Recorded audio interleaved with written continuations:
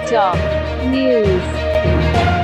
साथियों नमस्कार, मैं सूरज कुमार। आप देख रहे हैं जिला टॉप न्यूज। इस समय जनपद सुल्तानपुर के पूरे बाहर बाजार में जो बड़े पैमाने के साथ यहाँ पे फातिमा शेख का जन्मदिन मनाया गया। अपना परिचय देते हुए।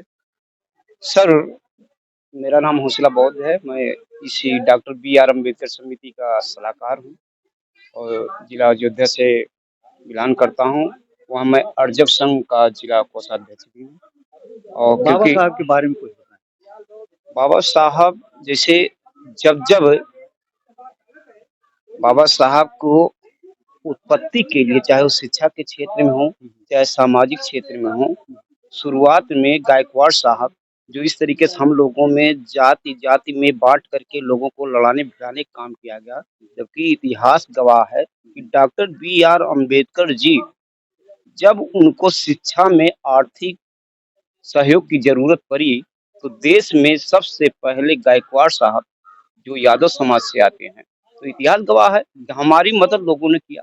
आगे जा करके जब दोबारा डॉक्टर बी.आर. अम्बेडकर जी देश में आते हैं, तब फिर उनको जब शिक्षा की जरूरत पड़ती है कि अभी उनकी शिक्षा पूर्ण नहीं हुई है, उस समय डॉक्टर बी.आर. अम्बेडकर जी को छत्रपति साहू जी महाराज जी ने आर्थिक सहयोग दे करके उनको पढ़ाने का काम किया, जिसका नतीजा ये हुआ कि कुर्मी समाज ने भी डॉक्टर बी.आर. अम्बेडकर को योग्य बनाने में कम अहम भूमिका नहीं रखी। यादव समाज ने कम अहम भूमिका नहीं। रही बात सावित्रीबाई फुले जी, जिनकी हम जयंती आज मना रहे हैं, अगर जिस समय उनके घर वालों ने यह फैसला लिया कि या तो आप विद्यालय चयन करोगे और या तो घर चयन करोगे, तो उन्होंने जब ये उनके दिमाग में बात आई कि विद्यालय वो घर हमारा व्यक्तिगत जिंदगी है, लेकिन शिक्षा हमारी एक सार्वजनिक जिम्मेदारी है। शिक्षा को उन्होंने चुना और अपना घर बार छोड़ दिया। ऐसे हालात में जब विषम परिस्थिति, उस समय मनुस्मृति आरएसएस की विचारधारा पूरे देश में इस तरीके से लागू थी, जिसमें था कि स्त्री शूद्रो न धियताम, ऐसी विचारधारा एकदम तटस्थ रूप से लागू थी। उस समय में जब सावित्री बाई जी ने ज्योतिराव फूले के साथ घर छोड़ी हैं, उस समय अगर किसी ने उनको पनाह दिया है तो उस्मान शेख ने दिया। उस्मान शेख ने अपनी दलाल को कहा कि ठीक है, आप यहाँ आप शिक्षा का काम शुरू कीजिए, और सहयोग में अपनी छोटी बहन फातिमा शेख को उनके सहयोगी के रूप में दिया। और इससे ये लगता है कि हम लोगों को, जिसको अनुसूचित जाति आज के लोग क्षेत्र में कहा जाता है, हम लोगों को इतना एहसान लोगों का है, वो चाहे यादव समाज हो, चाहे कुर्मी समाज हो, चाहे मुस्लिम समाज हो, चाहे मौर्य समाज, ऐसा इतिहास है हम लोगों को कि सारे लोगों ने हमको, हमारे डॉक्टर बी.आर. अम्बेडकर जी को चाहे हो, चाहे सावित्री बाई फूले जी रही हूँ, ऐसे लोगों को आगे बढ़ाने में सर्व समाज का, और अगर इतिहास देखा जाए इसके बाद डॉक्टर बी.आर. अम्बेडकर के बाद हमारा जो चिंतन है, मानवर कांशीराम थोड़ा 90 तक जो भी रही, लेकिन इसके बाद हम लोगों ने ये आरोप लगाना शुरू कर दिया कि हमारी यादव मदद नहीं करता, हमारा मुस्लिम मदद नहीं करता, हमारा कुर्मी मदद नहीं करता, जबकि इतिहास ये रहा है कि अगर छत्रपति साहू जी महाराज कुर्मी समाज के ना होते, गायकवाड़ साहब यादव समाज के ना होते, तो शायद डॉक्टर बी.आर. अम्बेडकर जी ना होते। मेरा मानना है डॉक्टर बी.आर. अम्बेडकर ना होते तो शायद देश का संविधान ना होता, और देश का संविधान ना होता तो शायद हम लोग ना होते। ये मेरा मानना है। और रही बात जो हमारे सारे लोगों का, हमारे महापुरुषों को देवता के रूप में प्रोडक्ट कर रहे हैं, इससे मैं कदाप सहमत नहीं हूँ। Doctor B R. अम्बेडकर को जीने को या तो ये लोग सही लोग से जाने नहीं हैं, या तथागत गौतम बुद्ध जी के विचारों के लोग नहीं जाने, इससे मैं कदाप सहमत नहीं हूँ, एकदम सहमत नहीं। क्योंकि तथागत गौतम बुद्ध जी ने कहा था कि हमको भगवान के रूप में प्रोडक्ट न किया जाए। Doctor B R. अम्बेडकर लोग मानते, बाबा साहब ने भी तो यही कहा था, मुझे पूजने की जरूरत नहीं है।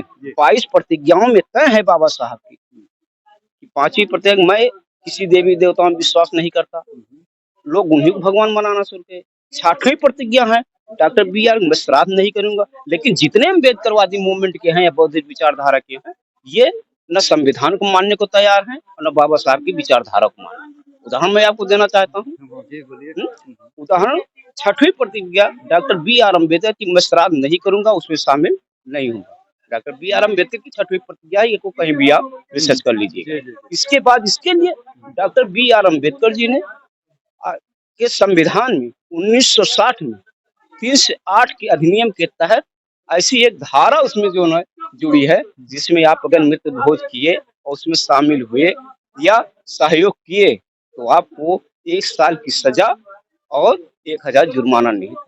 अब इतना जो पढ़े लिखे लोग जो संविधान की धारा जान रहे हैं, ठीक है, लोग नहीं मान रहे हैं, मत माने, लेकिन मेरा व्यक्तिगत डिसीजन होना चाहिए ना कि हम तो जान रहे हैं। इसके लिए उदाहरण है, अब पॉलिटिक्स की बात नहीं, उदाहरण कि आपका देश का नंबर 2 का हिंदू नरेंद्र मोदी जी, इस धारा में बात कर रहा हूँ, अधिनियम नंबर 3 से 8 नरेंद्र मोदी की माँ एक्सपायर हुई, क्या मृत्यु भोज हुआ?